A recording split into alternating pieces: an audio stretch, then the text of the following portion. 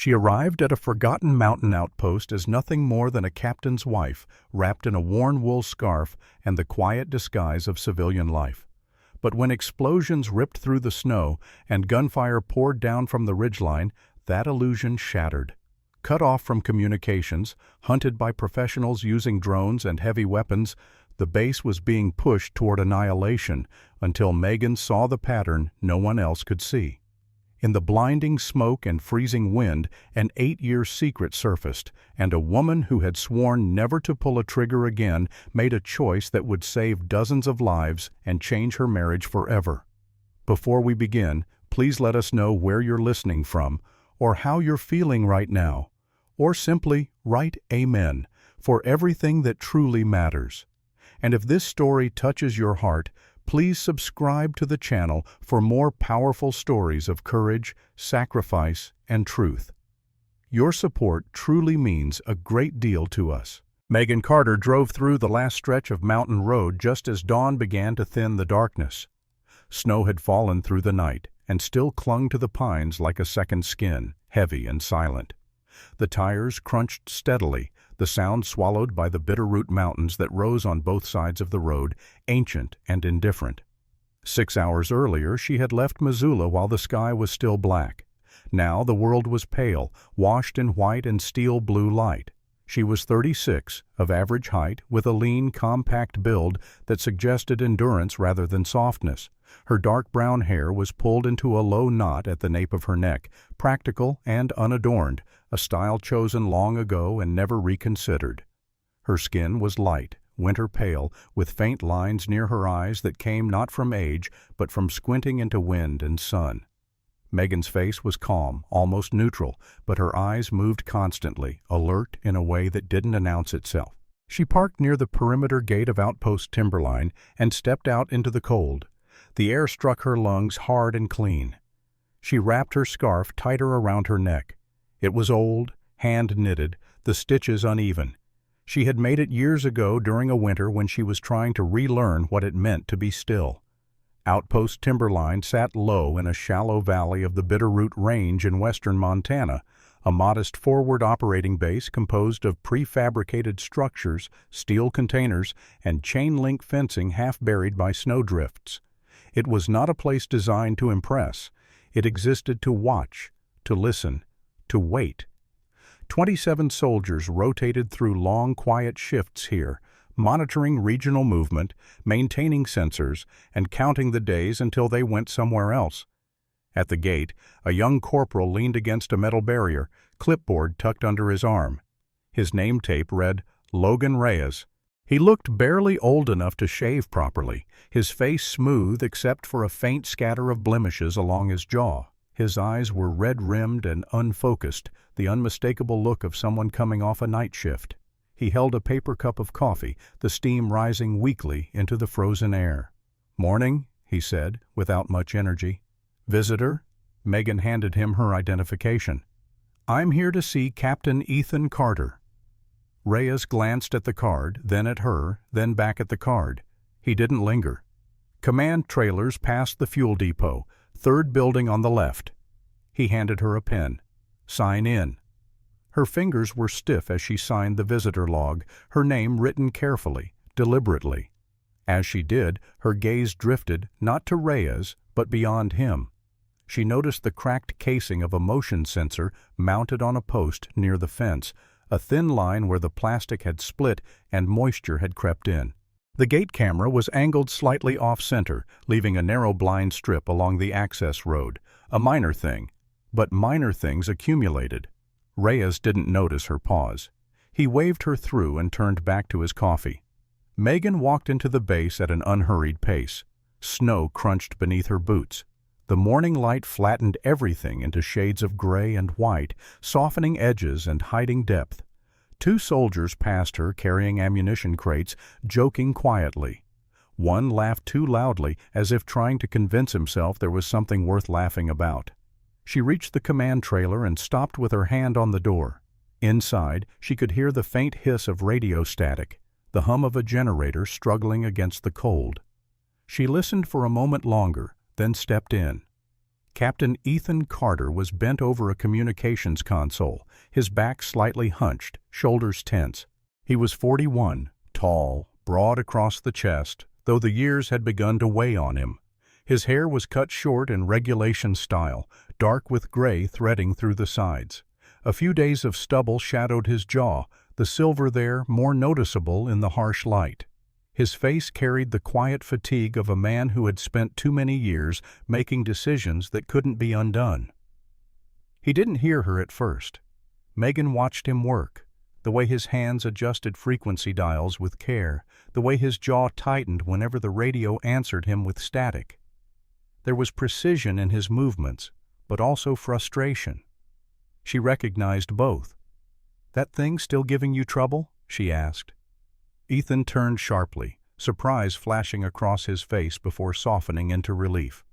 "Meg, I thought you weren't coming until next week." "Changed my mind," she said. Weather looked cooperative. He crossed the small space between them and pulled her into a brief, solid hug.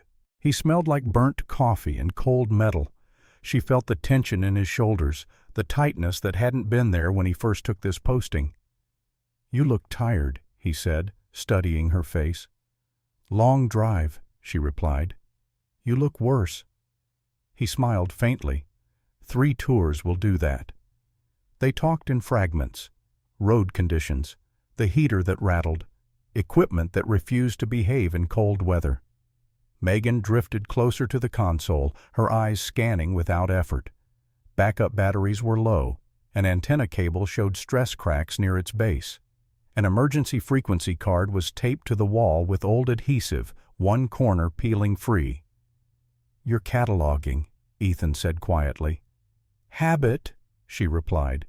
"This place runs on duct tape and hope," he said. She nodded, filing the information away. The visitor quarters were exactly as he described, a prefab unit with 4 bunks, thin mattresses, and a heater that rattled loudly when it turned on.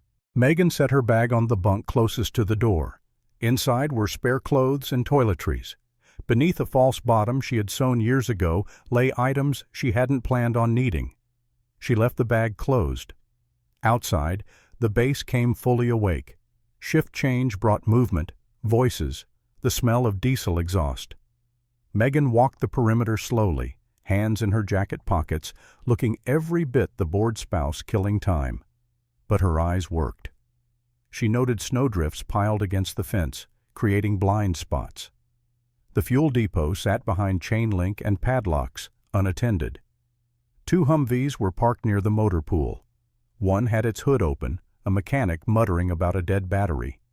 Her gaze lifted to the north ridge. Pine trees sagged under snow. Dark rock cut through the white. From up there, the entire base lay exposed, every structure visible, every movement traceable. It was a perfect overwatch position. The thought arrived uninvited and fully formed. She felt the old awareness stir, the part of her that still mapped terrain and angles and distances. She found Ethan again near the mess hall, speaking with Sergeant Marcus Cole, the head of base security. Cole was in his mid-30s, compact and powerful, with thick forearms and a neck corded with muscle. His nose had been broken at least once. One eyebrow bore a faint scar. His eyes were steady, seasoned, the eyes of someone who had learned the cost of inattention.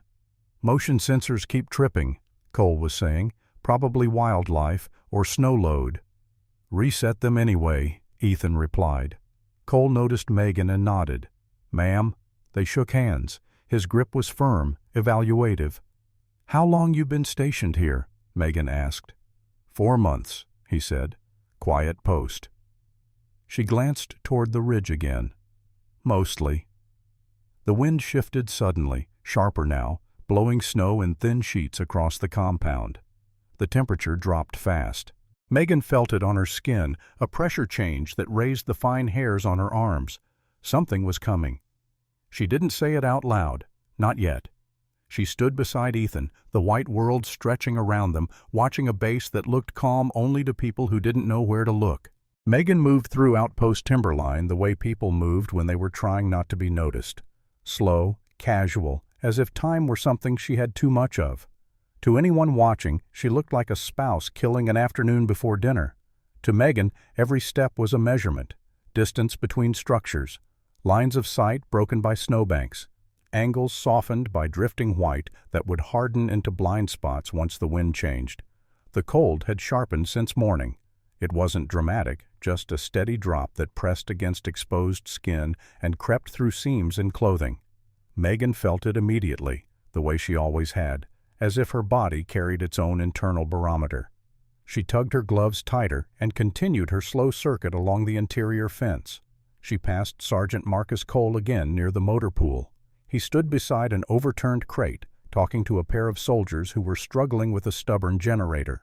Marcus was compact and thick through the shoulders, built low to the ground like a man who had learned early how to stay upright under weight. His hair was cut short and already thinning at the crown.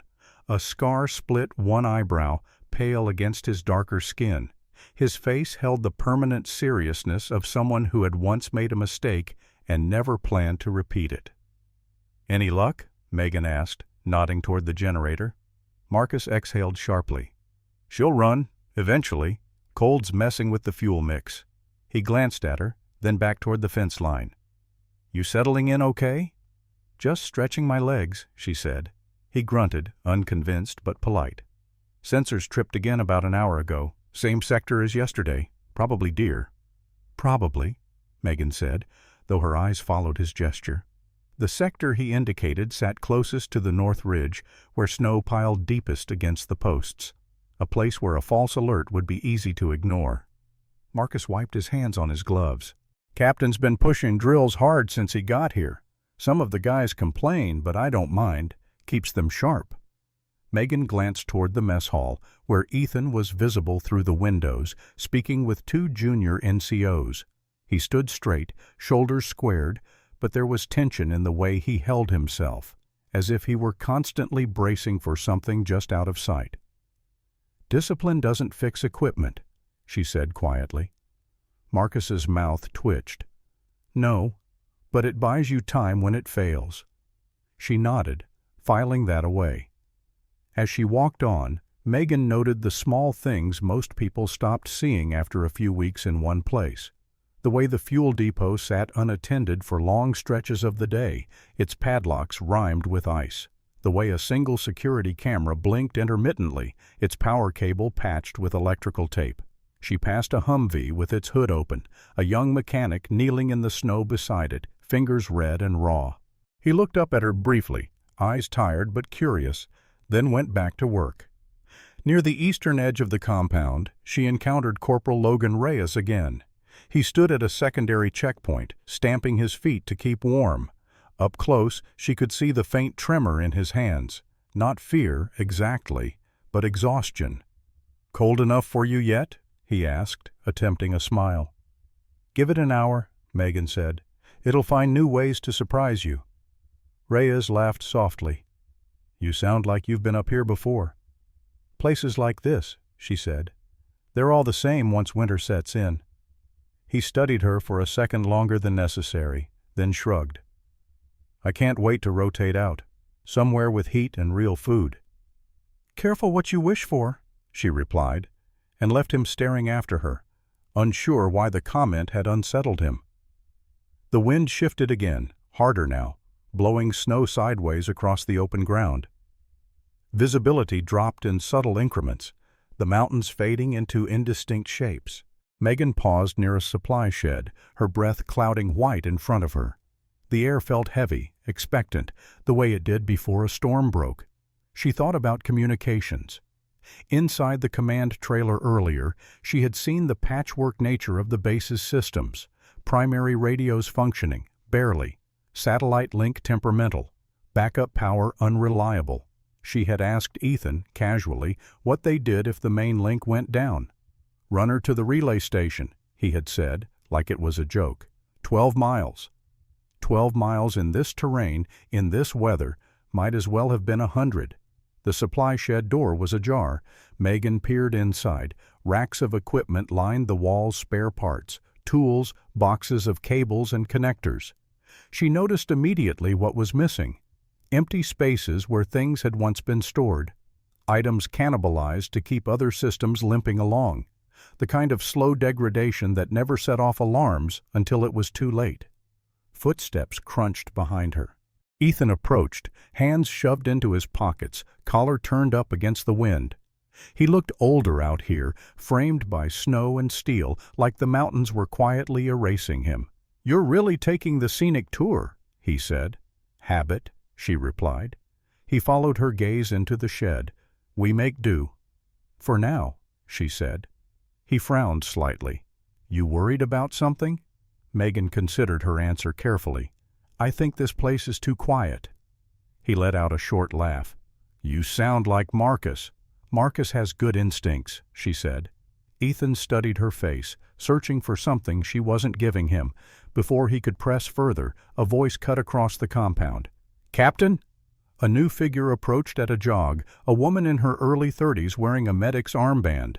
Her name tape read Sarah Lincoln. She was tall and slender, with blonde hair braided tightly down her back, practical and severe. Her skin was pale and freckled, reddened by cold. She moved with the efficient purpose of someone used to triage and deadlines. "Sensor alert on the north perimeter," Sarah said. "Again." Ethan sighed. "Wildlife?" "Maybe," Sarah said, though her tone lacked conviction. "But it's the third time since dawn."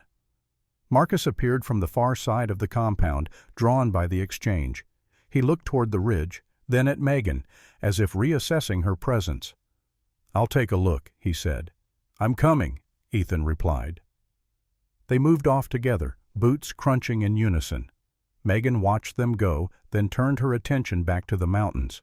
The north ridge loomed closer now, its dark line sharper against the sky. From up there, she could see the base the way an attacker would, patterns of movement, moments of vulnerability. A low, unfamiliar hum drifted through the air, faint, almost imperceptible beneath the wind. Megan stiffened. She turned slowly, scanning the sky, her heart rate ticking upward despite herself. The sound faded, then returned, just enough to make her doubt her own hearing. The wind rose again, whipping snow into a sudden white curtain. For a brief moment, the world narrowed to a few dozen feet. The mountains disappeared entirely. Megan's phone vibrated in her pocket. No signal. Of course. She looked toward the north perimeter, where Marcus and Ethan stood silhouetted against the fence line, their shapes blurred by blowing snow. The sensor light blinked red, then green, then red again. Something was testing them. Megan felt it settle into her bones, cold and unmistakable. The signs were there, scattered and easy to dismiss, if you wanted to dismiss them. Most people did. She took a step forward, then stopped herself. Not yet, she told herself, but the thought came anyway, fully formed and chilling in its clarity. If someone came for this place, they would come from above, and they would come for the radios first. As the wind howled louder, Megan stood alone in the whitening yard, watching the ridge that seemed to be watching back. The explosion tore through the noon calm with a violence that felt physical, a deep concussion that slammed into Megan's chest and knocked breath from her lungs.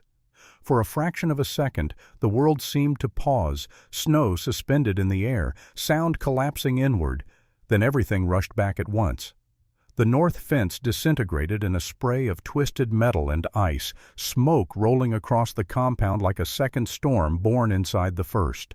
Alarms screamed. Someone shouted orders that were instantly swallowed by the wind.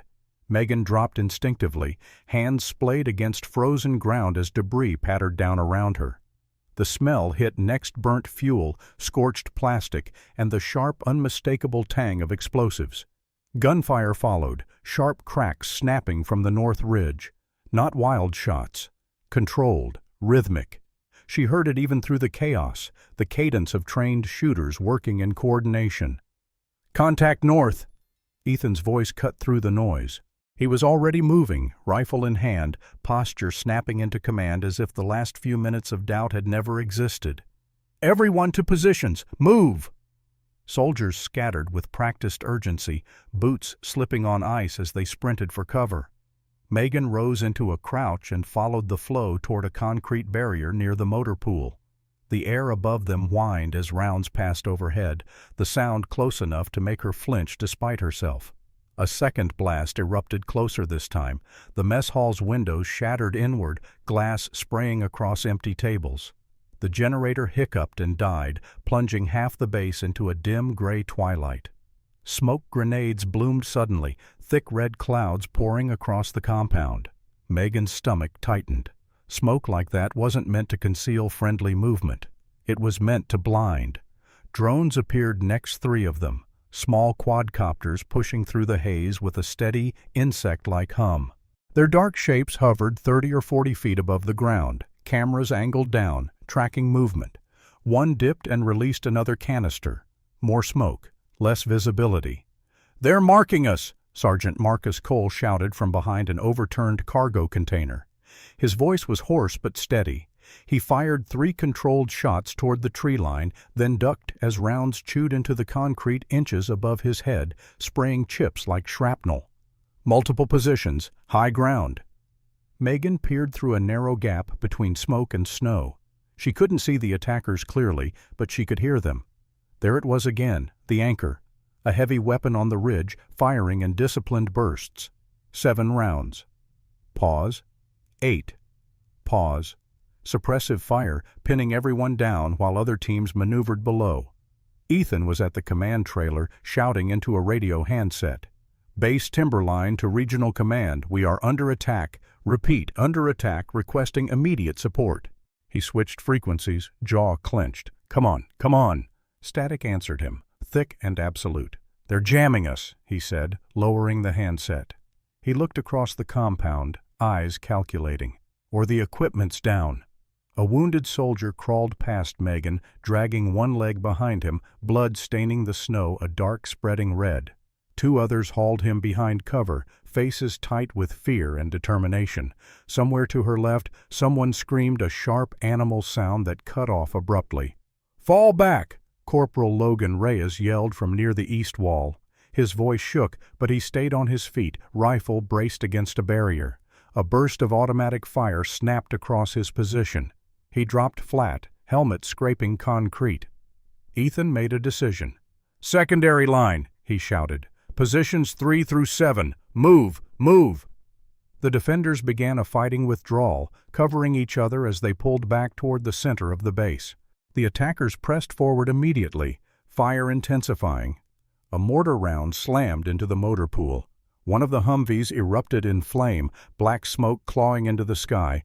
Megan counted heads as they fell back. 23, then 22, then 21. 4 unaccounted for. She reached the secondary line beside Ethan, breath coming hard, heart hammering in her ears.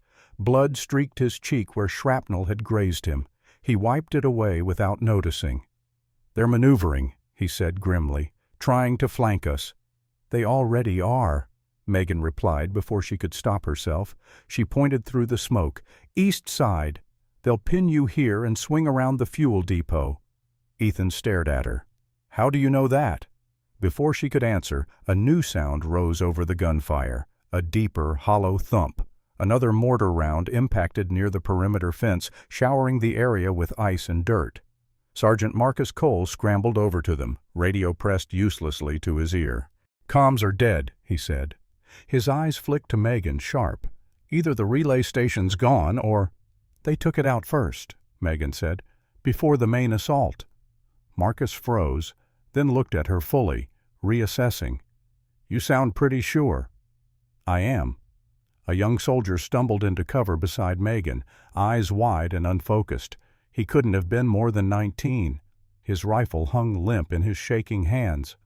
"What's your name?" she asked him, gripping his arm. "Noah," he gasped. "Noah Bennett." "Look at me, Noah," she said, firm but calm. "You're not dying right now. Breathe with me. In through your nose. Count to 4. Out through your mouth." He tried, failed, tried again. This time his shoulders dropped slightly. The tremor in his hands eased enough for him to tighten his grip on the rifle. "Stay here," Megan told him. "Keep your head down. You're doing fine." She moved back toward Ethan and Marcus, her mind racing. The attackers were professionals. They'd chosen their timing shift change. They'd targeted communications first. They were using drones to manage the battlefield, smoke to control visibility, mortars to punish movement. This wasn't a random hit. It was a test, or worse. "They want you here," Megan said quietly. "They want you concentrated." Marcus frowned. "If we spread out, they'll pick us apart." "If you collapse inward," she countered, "they'll bracket you with mortars. Kill box. They're already ranging it." Another explosion rocked the ground, closer now, as if to underline her point. Ethan's eyes searched her face, something like recognition flickering there, followed by confusion. "Meg," he said slowly, "how are you seeing this?" She met his gaze, the words rising unbidden. "Because this is textbook." A burst of fire from the ridge stitched across the barrier above them. The heavy weapon fired again, 7 rounds. Pause. Megan's attention snapped to the rhythm, her mind marking the gap. 7. Pause. "Third ridge, northeast face," she said, almost to herself. "Single heavy gun. He's calling the shots." Marcus swore under his breath. "You can hear that?" "I can read it," she replied. The drone shifted position, one dropping another smoke canister that rolled to a stop 10 yards from their cover. Red fog swallowed the space between buildings. Visibility dropped to less than 20 feet. Ethan raised his voice. "Cease fire! Controlled shots only! You're wasting ammo!" The defenders struggled to comply, firing at shadows, at sounds that might have been movement or might have been wind. On the east side, a small squad tried to reposition and walked straight into an ambush. 2 went down immediately. The rest scattered. The base was losing. Megan felt the old clarity settle over her, cold and precise. She could see the shape of the fight now, the intent behind the noise. She turned to Ethan, heart pounding. "There's a way to break this," she said. He looked at her, blood and snow streaked across his face, eyes burning. "How?" Before she could answer, another mortar round screamed in, impacting just beyond the secondary line. The ground bucked violently. Someone cried out in pain. Megan opened her mouth to speak again, and the chapter ended there, with the sky still roaring and the answer hanging just out of reach. Ethan slammed the locker door shut harder than he meant to. The clang rang through the narrow armory corridor, a harsh metallic echo swallowed quickly by the thunder of distant impacts. The armory lights flickered, generator power wavering, casting the racks of weapons in uneven shadows. Outside, another mortar round landed, close enough to rattle dust from the ceiling. "No," Ethan said, voice tight. "Absolutely not."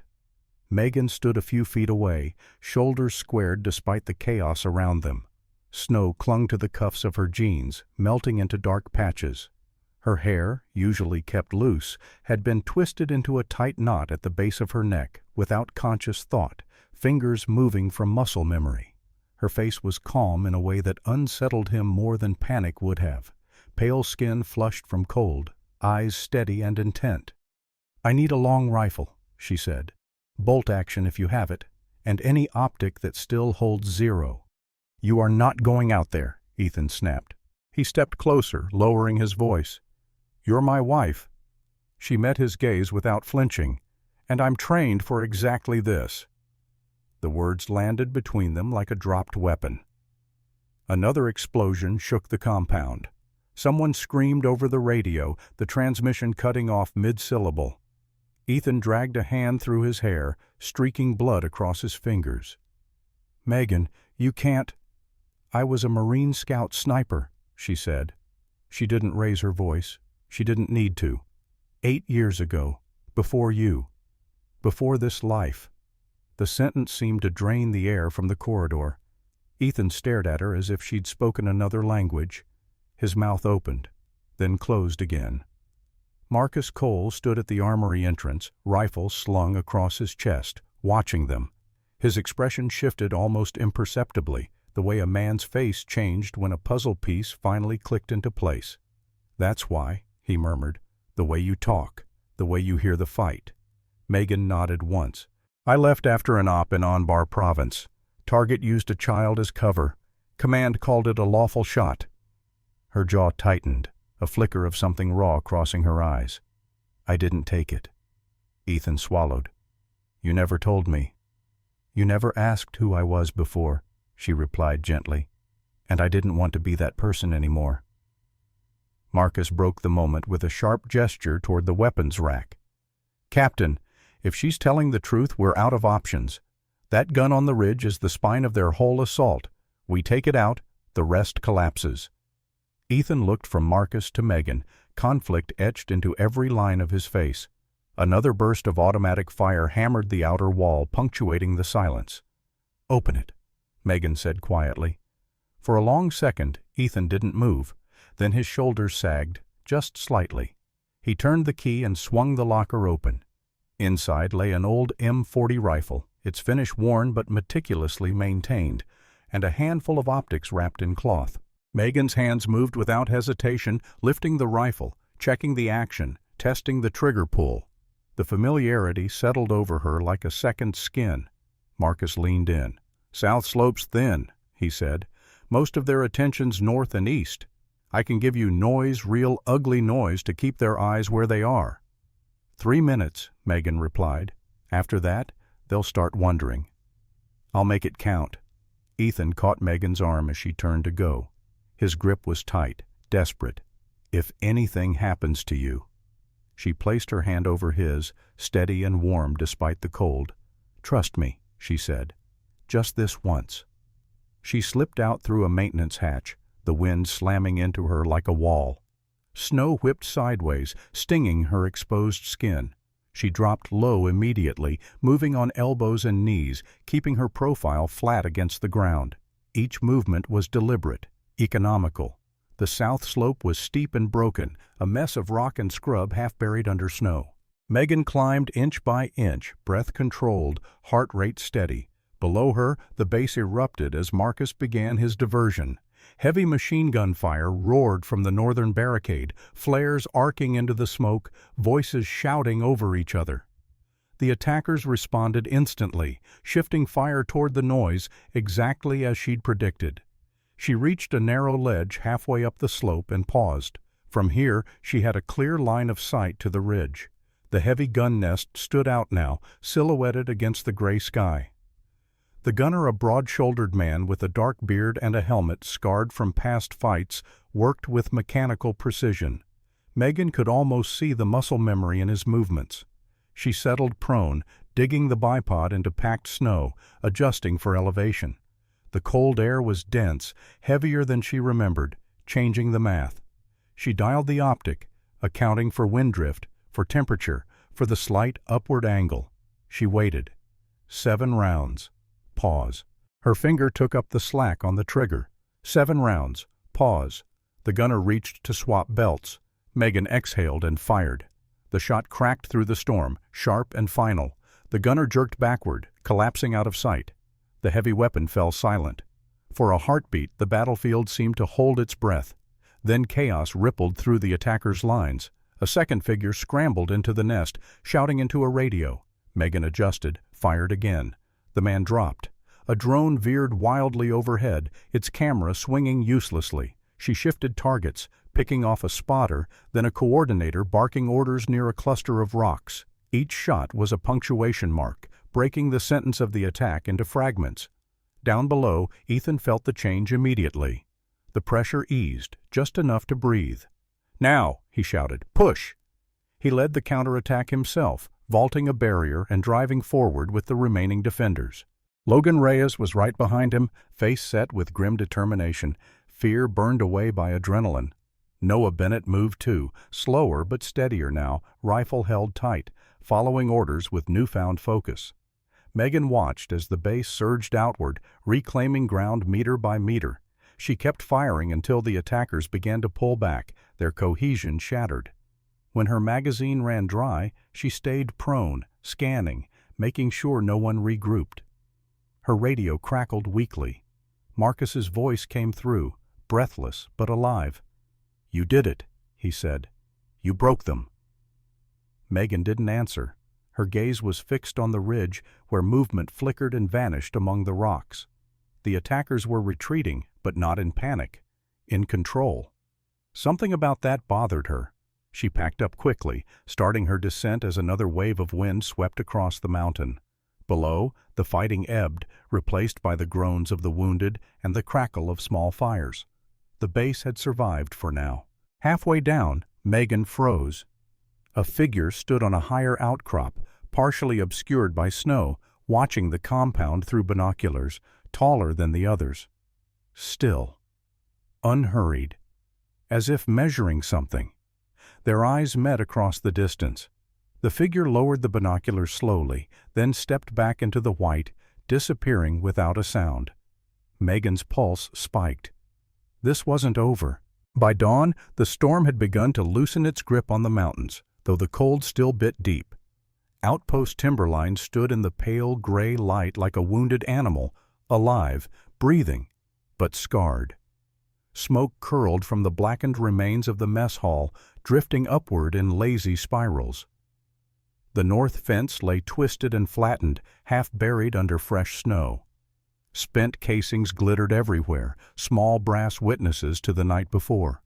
Megan stood near the command trailer, hands wrapped around a paper cup of coffee she hadn't touched. Her gloves were off now, fingers raw and reddened, but she didn't seem to notice. Her gaze followed the slow, methodical movements of the medics as they worked through the aftermath. Sarah Lincoln moved among the wounded with practiced efficiency. In daylight, Megan could see the fatigue etched into Sarah's face-fine lines around her eyes, her freckles standing out against skin gone pale from a long night. Her blonde braid had come loose, strands escaping to whip in the breeze. She knelt beside a soldier with a bandaged leg, speaking softly, her tone steady and reassuring. Sarah had always been calm under pressure, but today there was a heaviness to her movements, a quiet grief she carried without comment. The sound of rotors grew louder, reverberating through the valley. A medevac helicopter appeared over the ridge, descending in a controlled arc. Snow and debris exploded outward as it touched down. Crew members jumped out immediately, faces hidden behind visors, movements precise and urgent. The wounded were loaded first. Stretchers lifted, secured, slid into the helicopter's waiting mouth. Some men groaned softly. Others were silent, staring at the sky. Noah Bennett stood nearby, helmet under his arm, his face streaked with soot and dried tears. He looked younger in the morning light, the fear of the night before replaced by a stunned, hollow expression. When his eyes met Megan's, he nodded once, a small, wordless acknowledgement. After the wounded came the black bags. They were carried with the same care, but the silence around them was heavier. No voices, no shouted instructions, just the steady rhythm of boots on snow and the low thrum of the helicopter. Marcus Cole stood rigid as the last bag was loaded, jaw clenched, eyes fixed straight ahead. The scar on his eyebrow seemed more pronounced now, his face drawn and older than it had been the day before. He had lost men before. That never made it easier. When the helicopter lifted off, the valley fell quiet again, the sound fading until it was nothing but a memory. Snow drifted back into the grooves left by its skids, erasing evidence with cruel efficiency. Megan finally took a sip of the coffee. It was cold. Ethan approached her slowly, as if unsure whether she might vanish if he moved too fast. In the harsh light, she could see the toll the night had taken on him. His beard was thicker with gray than she remembered, his eyes rimmed with red, his uniform stained with blood that wasn't all his own. He stopped a foot away, hesitating. "You saved this place," he said quietly. Megan shook her head. "We survived," she replied. "That's not the same thing." He let out a breath, something between a laugh and a sob. "I keep replaying it, every moment, wondering how I never saw it." She met his gaze. "You weren't looking for it." They stood in silence for a long moment. Around them, soldiers began the slow work of cleanup riding equipment, marking damage, restoring a sense of order where chaos had been, life insisting on continuing. Ethan reached for her, pulling her into an embrace that was both fierce and fragile. Megan leaned into him, feeling the familiar solidity of his chest, the unsteady beat of his heart. For a brief second it felt like they were alone. "I don't know how to reconcile this," he admitted into her hair, The woman I married. And the woman I saw last night. She closed her eyes. They're the same person. He nodded, though she could feel the doubt still there. I love you, he said. I just need time to understand who you are. She didn't answer right away. When she did, her voice was gentle. That's fair. Marcus joined them a few minutes later, holding a small plastic evidence bag. Inside were fragments of equipment recovered from the ridge pieces of a drone casing, a scorched radio component, a partially intact optic mount. This wasn't militia, he said. Not even close. He tapped the bag. Too clean, too standardized. This is contractor gear, or something that wants to look like it. Contractors don't usually hit remote outposts for fun, Ethan replied. Exactly, Marcus said. His eyes flicked to Megan, then back to Ethan, which means someone wanted to see how this place would respond, or what it would take to break it. The implication hung heavy between them. Why here? Ethan asked. Ethan, we're barely a blip. Megan looked toward the ridge, now quiet and empty in the morning light. Sometimes, she said, small places are chosen because they won't draw attention, until it's too late. By mid-morning, orders came down to stabilize and prepare for relief units. Timberline would be reinforced, investigated, dissected by analysts who would arrive with clean boots and clipboards. Megan knew the type. She had once been one of the data points they studied. She packed her things quietly, moving through the small quarters she and Ethan shared during her visits. Everything looked the same. Nothing felt the same. Ethan walked her to her truck. The vehicle was coated in road salt and grime, the windshield cracked from a piece of flying debris. He opened the tailgate and placed the rifle inside its case, laying it gently as if it were something fragile. Just in case, he said. Megan studied the case for a long moment, then nodded. She closed the tailgate with a soft click. They stood there, unsure how to say goodbye now that so much had been said. I'll call, he said. I know, she replied. She climbed into the driver's seat and started the engine. The truck rumbled to life, familiar and grounding. As she pulled away from the outpost, she glanced once in the rearview mirror. Ethan stood alone in the snow, getting smaller with each turn of the road. The mountains opened up ahead of her, vast and indifferent. As the truck descended, patches of brown earth began to show through the melting snow, signs of change, of things uncovered. Megan's mind drifted back to the shots she had taken, the calculations that had come so easily. Wind, distance, probability. The part of her that had woken up on that ridge hadn't gone back to sleep. She didn't know where the road would take her next, only that the truth she carried could no longer be buried under years of silence. The snow would melt, but what it revealed would remain.